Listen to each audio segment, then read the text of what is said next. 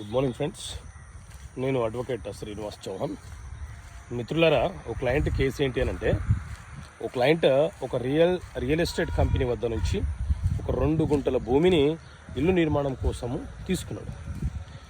ఇప్పుడు ఆ 2 గుంటల భూమి ఆ సర్వే నెంబర్లో ఎక్కడ ఉందో చూపించమంటే ఆ కంపెనీ వాళ్ళు చూపించటం లేదు.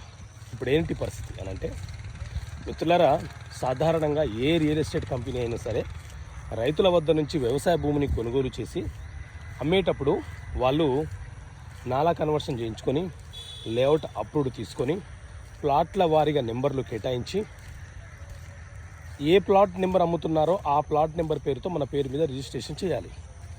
సో ఆ క్రమంలో కొంత భూమిని వాళ్ళు ప్రభుత్వానికి కూడా మార్టిగేజ్ చేస్తారు, కొంత భూమి పార్క్ కేటాయిస్తారు. కానీ రైతుల వద్ద నుంచి భూమి కొనుగోలు చేసి మనకు గుంటల వారీగా భూమి అమ్ముతున్నారు అని అంటే దాని అర్థం ఏంటి?